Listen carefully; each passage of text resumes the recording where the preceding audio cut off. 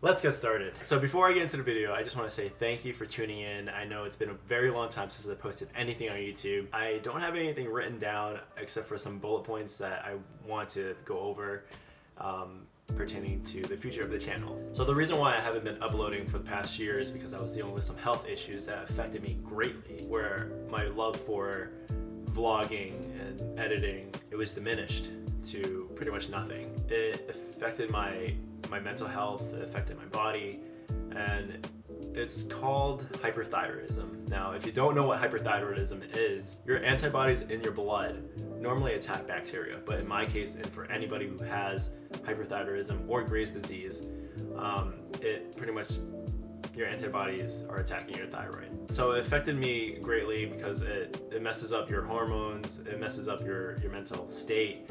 Like for me, it was my anxiety and depression and the rapid weight loss, rapid heartbeats, and rapid bowel movements. So pretty much everything is just on hyperdrive. So speaking about my depression and anxiety, it was just out of whack. It was just skyrocketed because of this. And it affected my relationships with my friends, my family, and of course Michaela. And I just want to go off the record and say that, you know, she was a great part of dealing with all that, and she didn't deserve what I was projecting. And you know, Michaela, if you're watching, I just want to say thank you from the bottom of my heart, because like you were the MVP, and I should have projected a lot of things with my depression and anxiety. So thank you, and I appreciate you. Speaking of Michaela, she was the first person who I've ever opened up about this, where we were playing a game, like a card game called We're Not Really Strangers, and one of the questions had me open up about past traumas where, you know, I attempted suicide. I attempted suicide on 3 separate occasions, but I'm just going to go into detail about this one. About when I was 14, I came back from school. I had a really bad day at school where I felt like I didn't think I was going to, you know, succeed in life in general. So I've had it. I decided to take my life that day, and I came back home. No one was home, like not my brothers, not my parents, and I took a chair. I went down the stairs to the basement, and I found like one of those old like coax cables where you use to connect cable. So I tied it up into like a knot. I didn't even know how to tie a noose. So I just like tied in like a loop, whatever, and then I put it over this wooden beam.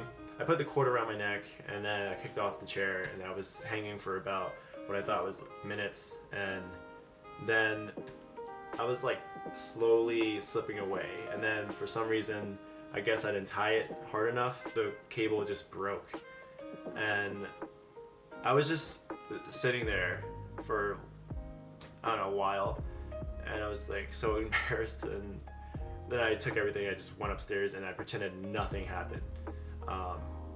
Like my brother, my family came back home, and I acted like nothing happened, and from then on, like I just repressed it until that day. And I just wanted to share that with you, because you know, life is short, and you just gotta go out there and live it to the best of your abilities, and to the best pretty much. My environment growing up wasn't easy, but it wasn't hard. I grew up in a small town outside of Boston called Lowell, and in my environment I didn't fit in. I felt like I didn't belong, and that's why when I tried to act gangster, it just did not make me feel good at all, and it just felt very awkward for me. And I liked other things rather than hip-hop and rap. I loved rock, I loved anime, I loved playing video games, I loved being by myself. And I got called gay a lot. A lot of people thought I was gay because I was quiet. And knowing who I am now, I was just introverted. I'm just very introverted. And I was just nervous, especially in that environment. Growing up Cambodian, in a Cambodian like community, everybody was fighting. Like you had Bloods and Crips, and you had like other gangs like Asian Boy, like Rascals, and Latin Kings, all that stuff. I always feared for my life when I was walking the streets, especially when you're at the prime of 13 to 18. It wasn't great, but as you can see, I survived. I was never in a gang, but I was friends with people who were in gangs. So I would hang out with them, and we were hanging out on this notorious street in Lowell, where the Bloods used to reside, and we were hanging out on the stoop of a building, and they were watching the Bloods like playing football, like street football. And I see this hooded figure dressed in gray, and he looks like he's jogging, but then he turns the corner and starts spraying. He starts shooting, and everyone was fearing for their life. Everyone ran. I got locked. Everybody went inside the building, but me, because I guess they locked me out. And I tried so hard. I banged on the door to let me in, but no one let me in. So I did I did the most logical thing, and I hid behind like one of those metal fences that look like a diamond shape. And behind that is a mailbox, like one of those stick mailboxes. So I did the best I can to like shield myself. And one person got shot, and it was very traumatic for me. So as you can see, my life wasn't hard, but it wasn't easy. And it affected me even now to adulthood.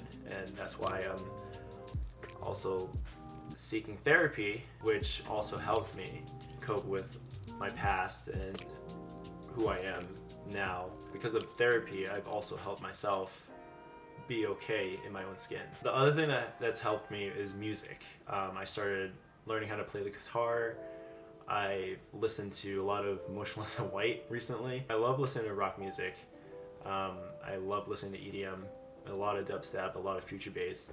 I'm also trying to manage my time on who I spend it with. That's my roommate, my friends, my family, everybody, and on what I do as well. Like spend an hour on Valorant or spend 2 hours editing. So that's what I'm trying to do now. And obviously spending me time, where like throughout this entire process, I've got to know who I am and be more comfortable with who I am, and therefore being more comfortable outside. Now, for the fate of this channel, I want to note that I still want to do vlogs, but I also want to give back to the introverted and extroverted community. As an introvert, I have a hard time expressing myself and being more outgoing. I get anxiety at the thought of public speaking, or even talking in front of camera in the public. I just want to go out there and be the voice of the voiceless, and for people who don't have a platform, teach other people who don't know what goes on in our minds and pretty much benefit them.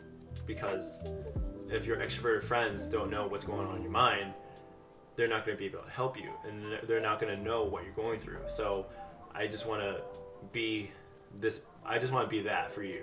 I have some old vlog footage that I haven't edited yet from last year. So for the first few vlogs that I'm going to be posting, it's just going to be old footage. But it's going to be very interesting one. So pay attention, keep up to date, and subscribe if you haven't already, and like and share this video if you find this is beneficial for you or for somebody else. I hope you enjoyed this video because it was very refreshing for me to be able to talk in front of the camera and to you, and to let you in on what's been going on with my life and the status of this channel.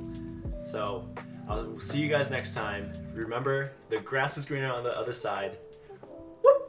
Weather's nice, but I'm keeping inside, with my mind in the clouds where my feelings reside. Live another daydream sequence of mine, where I seek and then find love by a tree in the sky. Find a little happy in the lilies and the daffodils. Maybe find